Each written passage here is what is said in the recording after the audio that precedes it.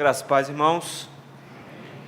Mesmo assentados como estamos, abramos as nossas Bíblias na segunda carta de Paulo aos Coríntios, capítulo de número 4. Segunda carta de Paulo aos Coríntios, capítulo 4. Nós faremos a leitura que vai do versículo 1 ao versículo de número 7. Diz assim a palavra do Senhor: Pelo que, tendo este ministério, segundo a misericórdia que nos foi feita, não desfalecemos. Pelo contrário, rejeitamos a todas as coisas que por vergonhosas se ocultam, não andando com astúcia, nem adulterando a palavra de Deus. Antes, nos recomendamos à consciência de todos os homens, na presença de Deus, pela manifestação da verdade. Mas se o nosso evangelho ainda está encoberto, é para os que se perdem que está encoberto, nos quais o Deus destes séculos cegou o entendimento dos incrédulos, para que lhes não resplandeça a luz do evangelho da glória de Cristo, o qual é a imagem de Deus. Porque não nos pregamos a nós mesmos, mas a Cristo Jesus como Senhor, e a nós mesmos como servos, como vossos servos, por amor de Jesus. Porque Deus, que disse, das trevas resplandecerá a luz, Ele mesmo resplandeceu em nosso coração, para a iluminação do conhecimento da glória de Deus na face de Jesus Cristo. Temos, porém, este tesouro em vasos de barro, para que a excelência do poder seja de Deus e não de nós. Vamos orar? Santo e bendito Deus, louvado seja o Teu nome, Senhor. Graças te rendemos, meu Pai, pela graça que o Senhor tem derramado sobre a Sua igreja, pela Tua misericórdia que tem nos alcançado, pela bênção, Senhor, de termos comunhão contigo, pelo privilégio de Te adorar e Te bendizer, Senhor. Te louvamos também pela Tua palavra, meu Deus, que temos aberta diante dos nossos olhos. E por isso mesmo, ó meu Deus, humildemente nos apresentamos diante do Senhor, rogando graça e misericórdia para que o Senhor fale conosco hoje à noite. Senhor, precisamos ouvir a Sua voz por meio da exposição da Tua palavra. Precisamos, ó Senhor, que o Senhor nos oriente, nos conduza. Senhor, governa o Teu povo, governa a Sua igreja, Senhor, por meio da Tua palavra. Instrui-nos, orienta-nos, exorta-nos e consola-nos hoje à noite, no nome santo de Jesus Cristo. Amém. Irmãos, no dia 11 de março de 1822, nasceu um homem chamado José Manuel da Conceição. Ele nasce lá na cidade de São Paulo e se torna mais tarde um padre católico. No entanto, alguns anos depois, conhecendo a fé cristã, especialmente se tornando presbiteriano, é ordenado ao sagrado ministério e se torna o primeiro pastor presbiteriano brasileiro ordenado no Brasil. Por causa disso, hoje, dia 17 de dezembro, se comemora o Dia do Pastor Presbiteriano. Mas a história de José Manuel da Conceição vai muito mais além. Ele pregou por toda aquela região, o interior de São Paulo, e ele morre no dia 25 de dezembro de 1873, numa estrada, só. Estava doente, mas não se cansou. Morreu sozinho, foi encontrado depois já morto, por causa dos sofrimentos do ministério que ele tomou para si. O que é que leva um louco a querer ser pastor? O que leva alguém a abandonar a sua vida, os seus projetos, os seus sonhos e dedicar-se única e exclusivamente para uma área de conhecimento que nunca tem fim, nunca termina? O que leva alguém a abrir mão de todos os seus sonhos, projetos, para dedicar-se a um povo que dificilmente irá corresponder às suas expectativas? O que leva alguém a encarar tanto sofrimento, solidão, tristezas, desamparos? O que leva alguém a viver tudo isso e se sentir no final das contas felizes? Nas últimas semanas, meus irmãos, 2 pastores brasileiros se suicidaram. É considerado entre as piores profissões do mundo. Para os irmãos terem uma ideia, o índice de depressão entre os pastores é maior do que qualquer outra profissão que você possa sonhar no mundo. O que leva alguém louco o suficiente para entrar numa furada dessa? O que é que leva alguém a isso? O ministério que o Senhor nos entregou, meus irmãos, é dificílimo. Não é uma tarefa fácil. Mesmo que por causa de alguns preguiçosos e alguns charlatões, se olhem para pastores como sendo um grupo de pessoas que não tem muito futuro, que querem uma vida fácil e tranquila. Mas como encarar uma dureza tão grande que é o ministério? O apóstolo Paulo nos fala aqui no capítulo 4 de 2 aos Coríntios. Ele usou o capítulo 3 para falar um pouco na defesa do seu ministério e da superioridade, da glória do evangelho a que ele proclamava, mas ele sempre necessita, em todo canto onde ele escreve, defender o seu apostolado, defender o seu ministério dos falsos mestres, e em específico aqui na igreja de Corinto, o estavam acusando não só de ser um apóstolo falso, sem a devida ordenação, mas aqui o estavam acusando dele ser um obreiro falso, no sentido de que, de alguma maneira, ele estava usando os sofrimentos que ele tinha passado como uma forma de justificar o seu ministério, que para eles não tinha o poder necessário, já que eles achavam que Paulo estava mudando o evangelho, mudando a lei e deturpando a palavra do Senhor. Paulo então vai falar de tantos sofrimentos no seu ministério, mas em específico ele usa o capítulo 4 para dizer que não vai desanimar, mesmo diante de tanta dificuldade. E é esse o tema que ele vai usar no capítulo 4. Não desanima, diante dos conflitos, diante das dificuldades, diante das lutas, das intempéries, das perseguições, diante de tantas situações difíceis que o ministério vem trazer a ele. Ele diz, nós não vamos desanimar. A pergunta é, como é que leva alguém, ao invés de se queixar e simplesmente reclamar por tanto sofrimento, que leva alguém a chegar agora e dizer, nós não vamos nos queixar? Ele diz, é porque nós temos um ministério glorioso. E é isso que ele vai tratar aqui nos versículos de 1 a 7. Um ministério glorioso. Em primeiro lugar, o ministério glorioso nos leva a perseverarmos com maior firmeza na palavra de Deus, versículos 1 e 2. Note, meus irmãos, que Paulo ele vai dar uma continuidade ao assunto anterior, por isso que ele começa com um pelo quê, versículo do número 1. E ao iniciar assim, Paulo continua a discussão do texto anterior, dizendo que ele tem um ministério, mas que esse ministério não é um ministério de alta recomendação, pelo contrário, é o Senhor quem o recomenda. E nós sabemos que ele está continuando o seu ministério por palavras que se colocam no versículo de número 18 e que se repetem agora no capítulo de número 4. Palavras como glória, como transformação, como imagem do Senhor, como Espírito Santo, essas expressões de mente, semelhança do Senhor, corações, tudo isso se repete para dizer, o Evangelho, ele se confunde com o pregador, de tal forma que nós só temos uma única mensagem, que é a mensagem do Evangelho que Jesus Cristo nos deixou. Ele então, ao continuar assim, ele chega agora e diz, mas o ministério nos traz muitas dificuldades, mas tendo esse ministério, nós precisamos entender por que nós recebemos ele, e por que nós não desfalecemos em meio às lutas.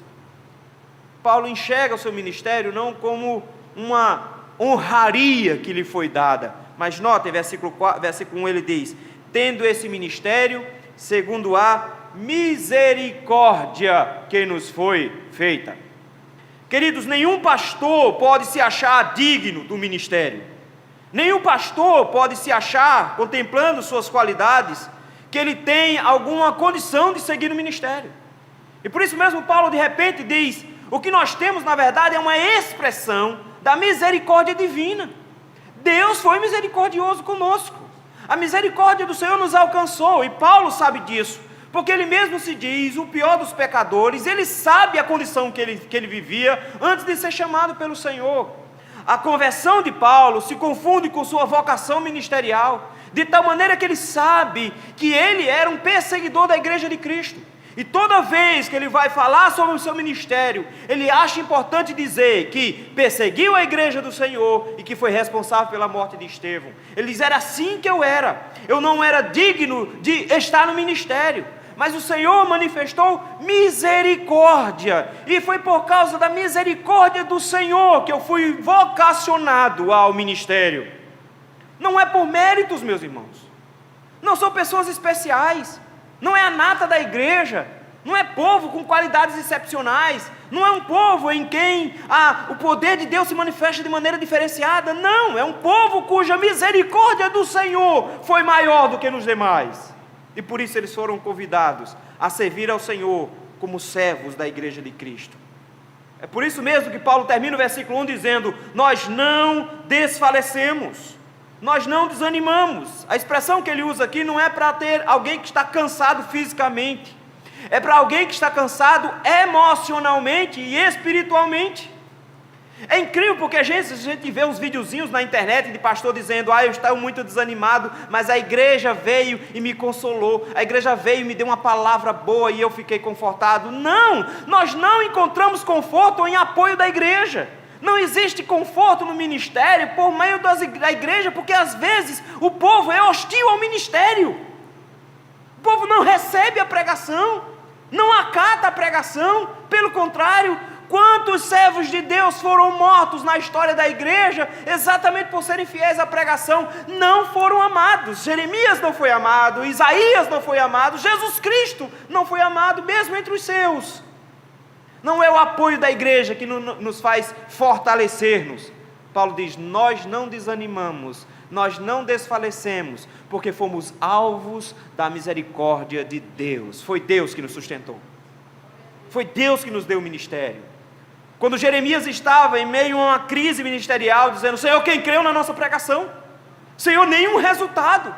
A pior fase da vida de um pastor é quando ele olha para uma igreja e não vê nenhum resultado, não vê nada dando certo, não vê nada do que ele faz surtindo algum efeito. E Jeremias estava nessa situação, e o que o Senhor usa para consolar Jeremias não é: cuidado, tenha calma com o seu coração, mais tarde seu ministério vai florescer, você vai ser pastor de uma grande igreja. Diz: não, meu filho, você vai continuar pregando e ninguém vai continuar ouvindo, é assim mesmo. O que conforta Jeremias? Eu te escolhi desde o ventre da sua mãe, eu tive misericórdia de você. E a misericórdia de Deus, meus irmãos, para com os pastores, se apresenta no fato de que eles agora sabem exatamente para o qual foram chamados. Eles não foram chamados para acalentar o povo, no sentido que o povo agora vai responder a eles com amor e carinho, mesmo que isso seja o que deseja todo o coração de todo homem. Mas ele diz: não, nós estamos aqui para corresponder à misericórdia de Deus. Pastores não correspondem às expectativas do rebanho, pastores correspondem ao tamanho da misericórdia que Deus deu.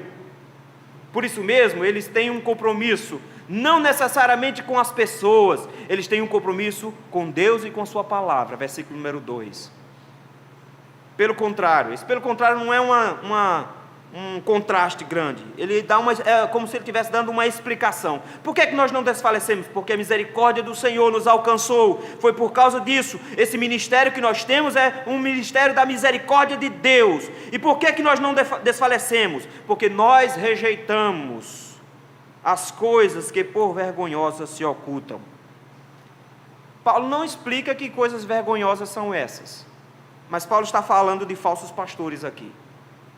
Paulo está dizendo que tem pastores que fazem coisas vergonhosas, que tem pessoas que pregam o evangelho por motivos torpes, e que fazem coisas escondidas, e de tão vergonhosas que são, ele diz: essas coisas são ocultadas, são escondidas, são coisas que se faz debaixo do pano, se ajeita, se arruma as coisas, pecados, falhas, tramóias, que se executam debaixo dos panos. Ele diz: e esse não é o ministério que o Senhor nos deu. Deus não nos chamou para fazermos maracutaia e politicagem.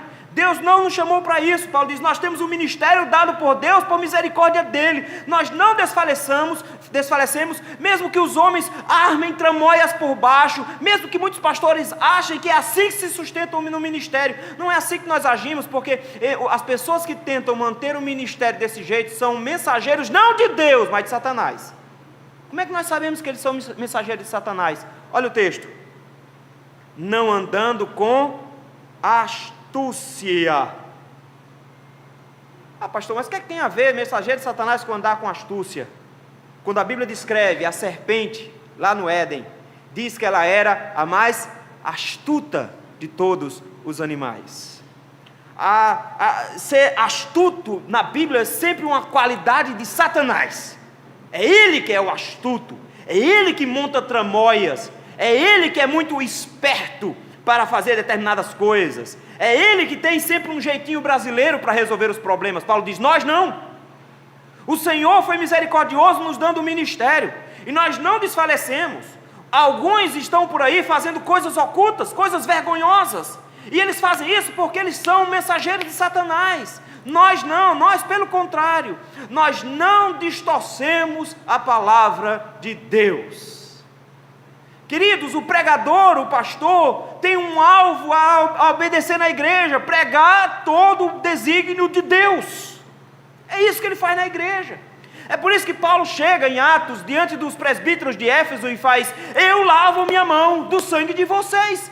Eu fui pastor na sua igreja, saio de lá e não devo nada a ninguém. Como é que Paulo diz isso? Ele diz: eu preguei todo o desígnio de Deus. Eu preguei a palavra do Senhor. Eu expus a palavra do Senhor. Eu não devo nada a vocês. Eu simplesmente fui fiel às Escrituras. Um pastor verdadeiro não é aquele que anda por todo canto, não é aquele que tem uma grande igreja, não é aquele que faz o seu ministério prosperar. Um pastor verdadeiro é aquele que, como dispenseiro, é fiel na exposição da Bíblia. Nós somos um homem de uma palavra só, de um livro só, de uma mensagem só. Nós pregamos uma mensagem antiga, a mensagem do Evangelho. É por isso que Paulo diz: nós não ficamos aí desmontando a palavra e remontando do jeito que a gente bem quer. Nós não adulteramos. Nós não misturamos a palavra de Deus com outras coisas. Nós a pregamos pura. E por isso mesmo ele se dá ao luxo de dizer: por isso nós nos recomendamos à consciência dos homens. Como que dizendo: pergunte a eles se nós não estamos pregando a palavra. Paulo, vejam, Paulo não tem medo de ser avaliado pelos homens. Você pode dizer: não, mas eu não quero ser avaliado pelos homens, eu quero só ser avaliado por Deus. Isso é ainda mais assustador, porque Deus vê o teu coração sujo, a gente só vê a sua cara suja. É muito mais assustador ser avaliado por Deus. Paulo diz: eu não tenho problema nenhum que os homens me avaliem, desde que eles usem o critério certo. Os pastores devem ser avaliados. Paulo diz: eu me submeto, eu me recomendo à consciência de todo homem na presença de Deus pela manifestação da verdade. Me avalie se eu não estou pregando o Evangelho de verdade. Na presença de Deus, vocês precisam saber: eu preguei a palavra do Senhor. Nosso ministério, meus irmãos, deve ser o ministério da pregação. Os pastores são aqueles que são apaixonados pela Bíblia Sagrada. A nossa mensagem não é tirada da nossa mente, nem de estudos paralelos. A nossa mensagem é tirada da Bíblia. E os pastores precisam ser novamente reavaliados à luz da Escritura. A forma como eles pregam deve denunciar se eles são verdadeiros ou se eles são falsos. Se a mensagem dele vem das Escrituras, se eles expõem o conceito divino, se eles pregam todo o desígnio de Deus, Paulo diz: nós temos um grande conforto, nós recebemos por misericórdia divina esse ministério, e nós não vamos desanimar, vamos continuar pregando a palavra do Senhor, porque nós pregamos a palavra do Senhor para Deus, por causa dele. E mesmo que os homens se levantem e armem tramóias, ele diz: nós continuamos pregando por causa de Deus, ele nos deu o ministério. Mas avaliar um pastor falso se dá quando nós olhamos e o vemos com astúcia, com artimanhas satânicas, distorcendo a palavra de Deus para buscar proveito próprio. O nosso ministério glorioso nos leva a perseverar com mais firmeza na palavra do Senhor. Em segundo lugar, meus irmãos, versículos 3 e 4, ministério glorioso nos leva a descansarmos de Deus quanto aos resultados. Vivemos uma época, queridos, de pragmatismo, e aí a ideia é: qual é o pastor que é produtivo? Você é pastor? Sou. Quantos membros tem em sua igreja? 500 e pouco, 600, parabéns, ministério bem sucedido. Você é pastor? Sou. Quantos membros na tua igreja? 30 e pouco, que pena, né? Deus abençoe seu ministério para você ir para uma igreja maior. Como que dizendo: você mede pela quantidade de convertidos, e os crentes ainda fazem conta. Você encontra pastor dizendo: já tenho pelo menos umas 100 almas na minha conta que eu ganhei. Spurgeon dizia uma coisa muito interessante. Dizem que ele uma vez vinha passando em uma das pontes de Londres, tinha um bêbado estirado na ponte e disse: Spurgeon, eu sou um dos seus convertidos. Ele disse: dá para se ver pelo seu estado. Se o Senhor tivesse te convertido, você não estaria aí. Porque quem converte é o Senhor. E Paulo de repente diz: para de olhar para os resultados. Os resultados do ministério não vêm pelo esforço dos pastores, vêm pela mão divina. E por isso mesmo Paulo diz: e o que é que eu faço se ninguém se converte quando eu prego? Versículo 3 e 4. Mas se o nosso evangelho ainda está encoberto, é para os que se perdem que está encoberto. Paulo diz: qual é o meu papel? Meu papel não é converter ninguém. Meu papel não é transformar a vida de ninguém. Pastor não tem essa responsabilidade. Uma igreja não chama um pastor porque ela quer crescer. Uma igreja chama um pastor porque ela quer ouvir a Deus falar por meio da palavra de Deus. De forma que Paulo chega agora e diz: os resultados vêm do Senhor. Porque se tem alguém que não se converte, ele diz: é porque Deus não o revelou. É incrível porque ele usa expressões que vêm do princípio da glória que ele estabeleceu lá no versículo 18. Do Senhor se manifestando e apresentando a sua glória, que ele vai apresentar mais à frente. Ele diz porque quando Moisés viu a glória do Senhor, o rosto de Moisés brilhou. E ele precisava usar um véu para que as pessoas pudessem conversar com ele. O apóstolo Paulo vai dizer que quando os judeus leem a lei, ainda tinham esse véu. E Paulo sabia exatamente do que ele estava falando, porque ele tinha esse véu que não deixava ele ver o Evangelho, não deixava ele ver a Escritura Sagrada como deveria ver. E quando o Senhor tirou sua visão física, ele viu realmente a luz do Evangelho. E quando ele recobra, ele logo em seguida já está pregando o Evangelho de Jesus Cristo. Ele diz: então é preciso entender que afinal de contas, se o Evangelho não está sendo exposto de forma adequada, a culpa é do pregador. Mas se o Evangelho, se a palavra do Senhor é pregada com fidelidade, os resultados vêm de Deus.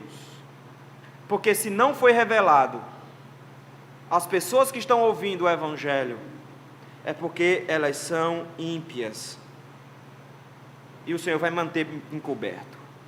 O problema do mundo, meus irmãos, não é a ausência de luz. Jesus é a luz do mundo. A igreja de Cristo foi colocada como luz do mundo também. O problema do mundo não é falta de luz no que diz respeito à pregação do Evangelho. O problema do mundo é falta de olhos. Eles estão cegos. Não faz diferença se é meio-dia ou se é meia-noite. Eles não veem. Paulo diz: então eu não me preocupo com o resultado. Isso porque de alguma maneira acusavam o apóstolo Paulo de pregar uma palavra que não convertia tanta gente. Paulo diz: estou nem aí. O motivo é muito simples. Se alguém não se converte, é porque o Evangelho está encoberto para essa pessoa. E eu só sei do seguinte: para os que vão se perder, o Evangelho vai sempre estar encoberto. Como é que o Evangelho está encoberto? Versículo 4: nos quais o Deus desse século cegou o entendimento.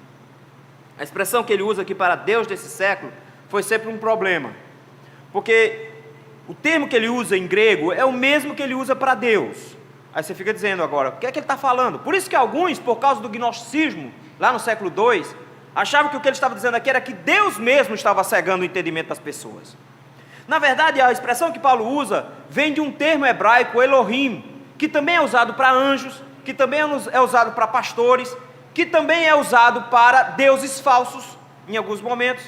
O que ele está dizendo aqui é que o próprio Satanás se encarrega de cegar os olhos das pessoas.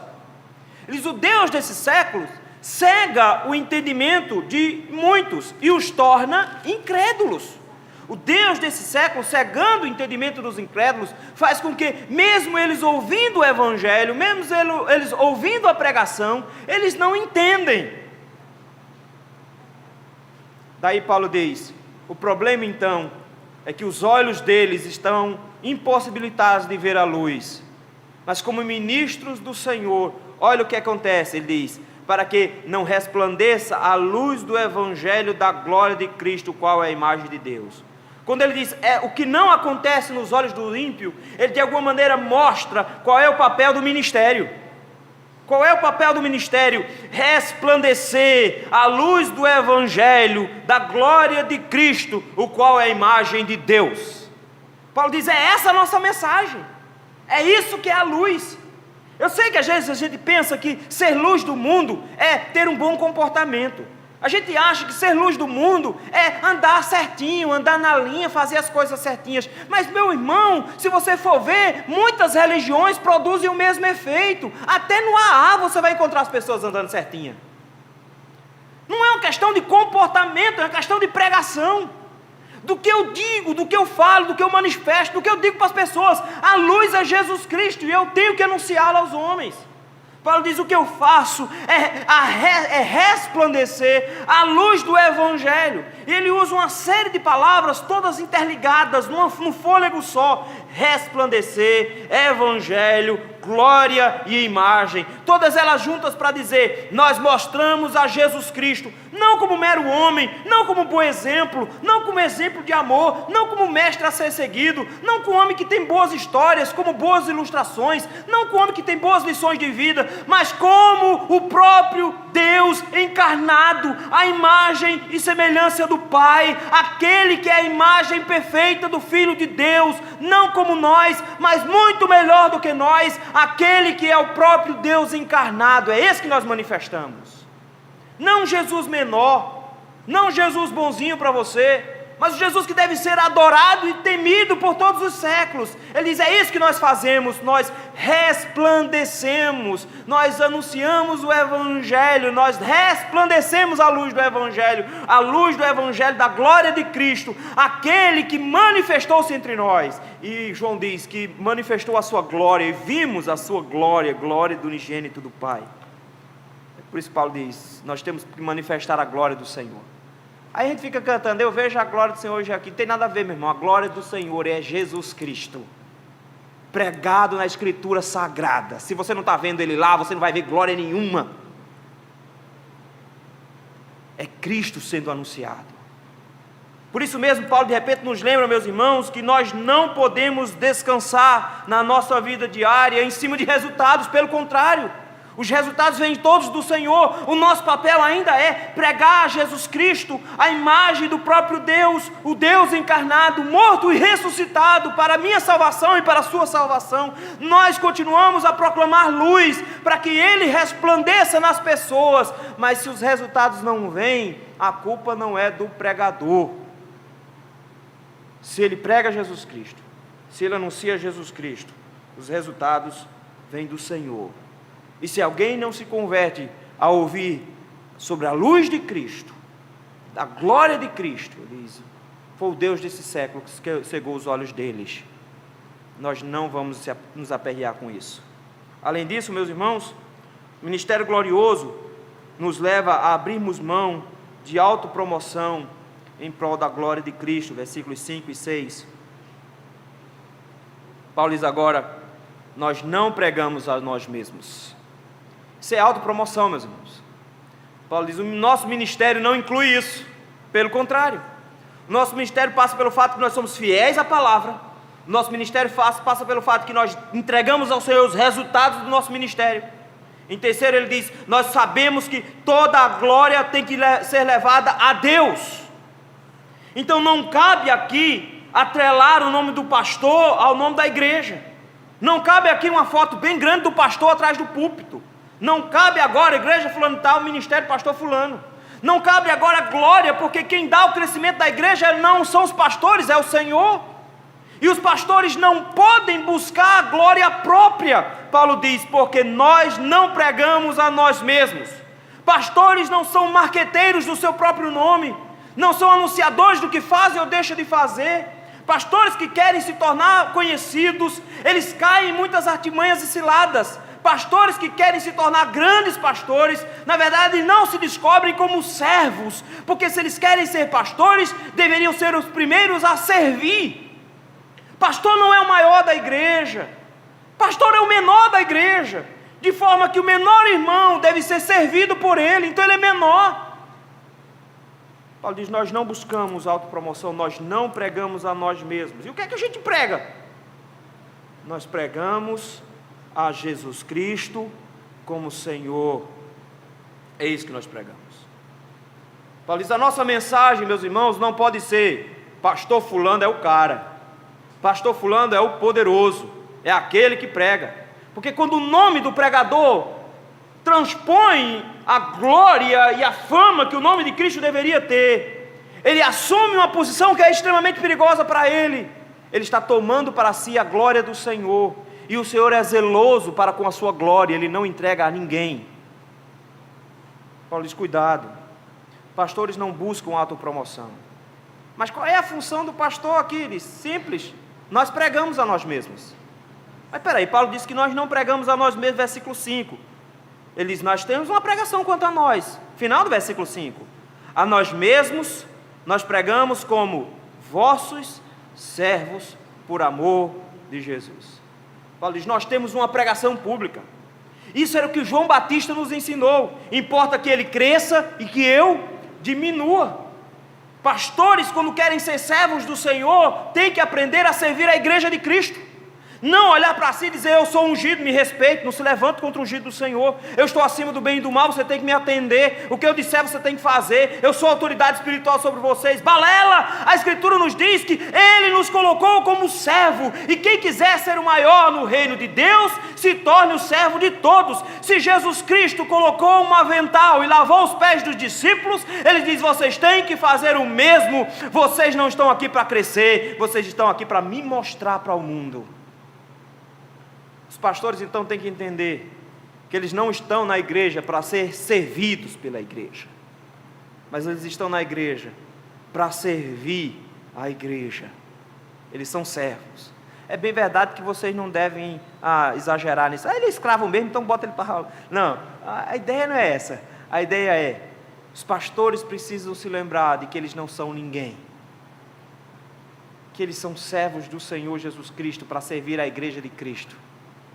Já parou para pensar? A igreja de Cristo hoje tem alguns problemas, tem algumas falhas. Ela está cheia de rugas. Ela não é a moça bonita que Apocalipse nos mostra, que desce toda enfeitada com roupa dourada. Ela não é assim. Quando a gente olha para a noiva de Cristo, a gente vê que ela tem rugas, tem cabelo branco, que ela está meio desgrenhada, mal amanhada.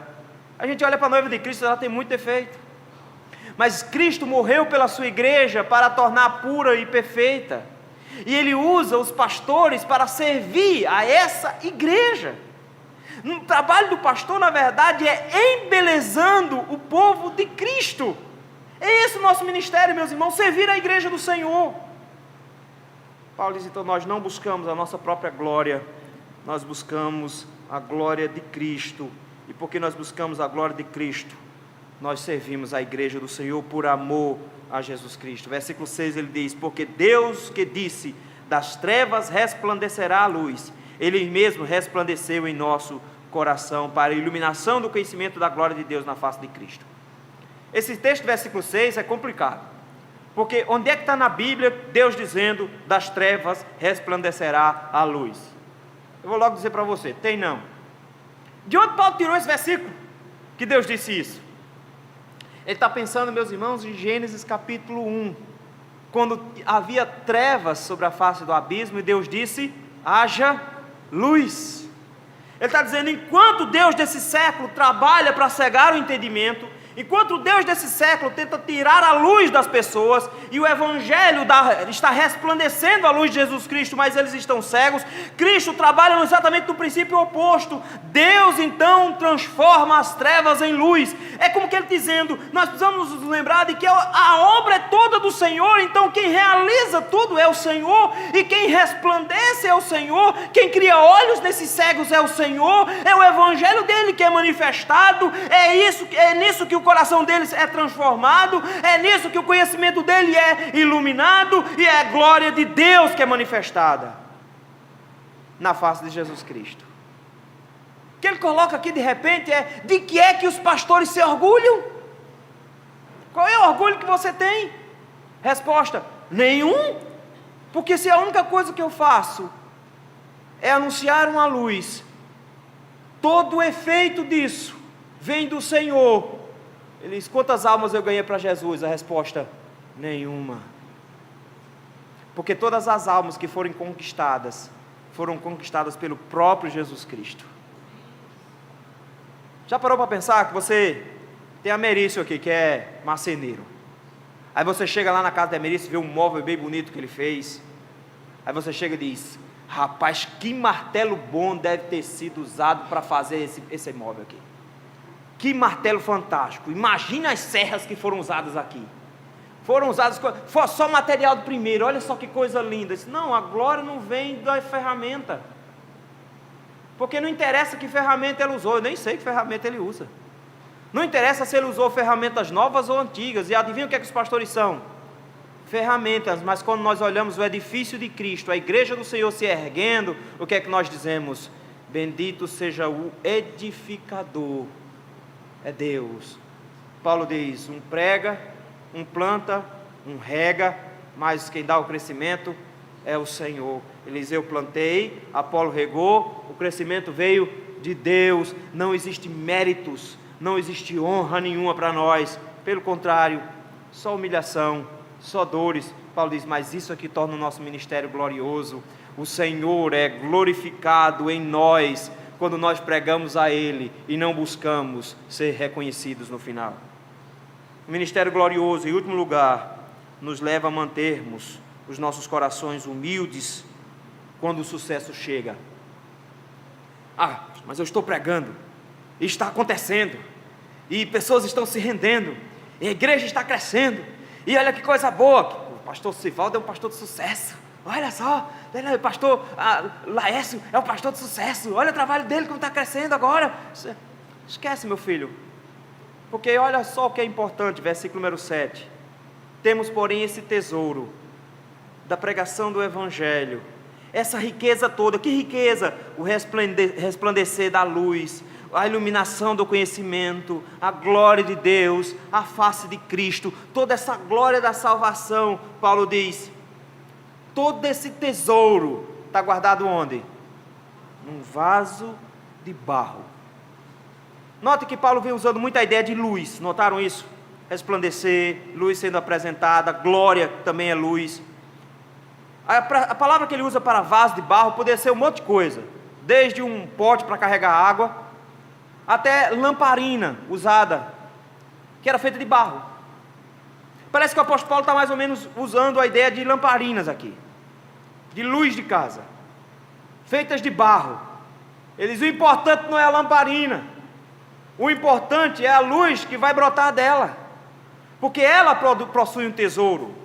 É nela que está guardada a bênção, é nela que está guardado o que é realmente valioso. E de repente ele chega agora e diz para nós, cuidado meu filho, para você não achar que você é poderoso, cuidado para você não se achar o importante, aquele que é imprescindível. A queda de Caio Fábio, ele mesmo disse isso em um depoimento, a queda dele começou quando ele achou que seria a solução para os problemas do Brasil, quando ele achou que era o ministro mandado da parte de Deus para corrigir esse país. Arrogância no coração. Paulo diz, o Senhor pega toda essa riqueza da salvação em Jesus Cristo, pega toda essa bênção e coloca exatamente num vaso de barro. Porque quando a gente quer disfarçar o presente, a gente coloca numa boa embalagem. A gente geralmente faz assim. Mas quando o que está no conteúdo é mais importante, não interessa necessariamente em que embalagem ele vem. O importante é que o que está dentro é muito valioso. Eu me lembro de um irmão na igreja, a mulher lá na igreja de Pombal uma vez. E a mulher estava pedindo para trocar a sala. E ele não queria deixar para trocar a sala para ela. Aí foi na noite de ano, todo mundo dando presentes. Ele ficou com um amigo secreto dela, olha. Aí lá vai ela, pega uma caixa desse tamanho, ela já ficou animada com o tamanho da caixa. Abriu a caixa e tinha outra caixa dentro. Aí ela já abriu a caixa, aí adivinha, aquela brincadeira chata, tinha outra caixa dentro. Chegou um determinado momento que a caixa já estava desse tamanho e a cara dela já não estava tão feliz assim. E ela começou a ficar meio chateada, ia abrindo caixa, ia abrindo mais caixa. E ela ficou chateada porque a embalagem não dizia mais muita coisa. E a cada vez que abria, a embalagem ficava mais pobre. E de repente, quando ela abriu, tinha lá um vale-compras para reformar a sala inteira. Ah, ela ficou feliz da vida. Qual era a ideia? Importante é o conteúdo, não há embalagem. É por isso que quando você recebe um presente, a primeira coisa que você faz é rasgar o papel de presente. Paulo diz: a gente é barro, vaso de barro. Qual é a beleza que tem em vaso de barro? Diz: nenhum, ninguém nem coloca enfeite. De tão frágil, era descartável. Era de barro exatamente para isso, para poder quebrar e ninguém sentir falta. Porque se fosse de cerâmica, sentir falta. Diz: não, é barro mesmo. Mas o Senhor colocou esse tesouro em vaso de barro, para que a excelência do poder seja de Deus e não de nós. Ele nos mantém debaixo dos seus pés, para que quando grandes milagres acontecerem, para quando o Senhor abrir o mar vermelho, Moisés não se exalte achando que é poderoso, para quando o Senhor realizar enormes milagres, o Senhor seja conhecido e não o instrumento. Ele diz: é melhor que vocês continuem como vaso de barro mesmo, descartáveis, sem beleza, para que as pessoas, quando te procurarem, encontrem o tesouro que tem em você e não procurem você. Mantenha-nos humildes diante do sucesso. Queridos, o ministério é difícil. Quem almeja o episcopado, excelente obra almeja, diz o apóstolo Paulo. Mas o próprio apóstolo Paulo vai dizer: não queiram muitos de vós ser mestres. Receberemos castigo dobrado sobre aqueles que escutam os falsos mestres, se nós nos tornarmos um deles. Mas de repente o Senhor nos mostra que o nosso ministério não é tão ruim assim. Nós temos um ministério glorioso, e a igreja do Senhor precisa reconhecer isso. Reconhecer isso, meus irmãos, quando nós nos lembrarmos de que nós somos alvos da misericórdia de Deus, para pregar a palavra de Deus. Irmãos, precisamos urgentemente buscarmos pastores não segundo o nosso coração, mas segundo o coração de Deus, que amam a palavra de Deus e que pregam a palavra de Deus. Chega de pastores de mídia que só querem ter status, pastores que não sobem ao púlpito se a foto dele não estiver lá do lado, pastores que não fazem nada a menos que o nome dele seja destacado. O apóstolo Paulo diz: não, nós recebemos o ministério por misericórdia de Deus, não tem mérito em nós, não tem nada em nós que nos faça pessoas especiais. Pastores não são a nata da igreja, pastores são os servos da igreja, e seu único alvo é pregar a Jesus Cristo, pregar o Evangelho, pregar a palavra do Senhor, não se preocupando com resultados, porque os resultados vêm de Deus, não importa o tamanho do rebanho. Quando eu vim aqui para Recife, recebi 5 membros como rebanho, me entregaram 5 membros como rebanho, eu entreguei 6 quando eu saí, mas olha que bênção, olha que bênção. E os meninos diziam: como é que você prega para 6 pessoas com o mesmo entusiasmo que a gente tem que pregar para 100, 200, 300, 500?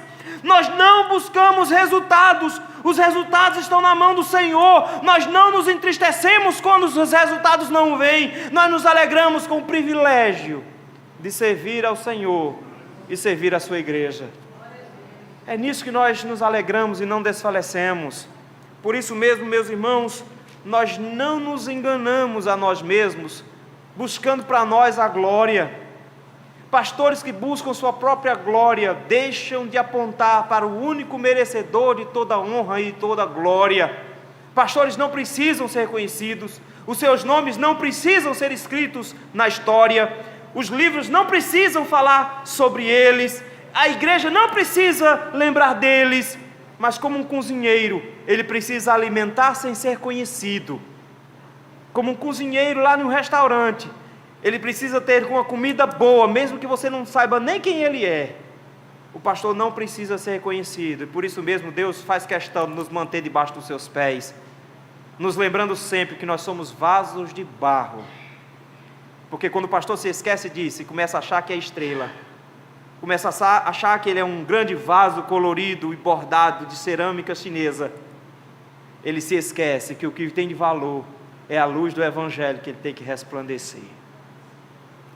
José Manuel da Conceição não escreveu livros, não ficou conhecido porque era um grande pregador, foi um missionário, pregando em cima de um animal, de casa em casa no interior de São Paulo, morreu e quase foi enterrado como indigente, porque ninguém sabia quem era. Dia 17 de dezembro, é por causa dele ainda, porque não buscou a glória para si, e o Senhor exalta os humilhados. Nossa oração para a igreja do Senhor hoje é que o Senhor dê à sua igreja pastores segundo o seu coração, que estão dispostos a sofrer no ministério, mas que não vão desvanecer diante do ministério, porque reconhecem como esse ministério é glorioso. Que Deus nos abençoe, meus irmãos.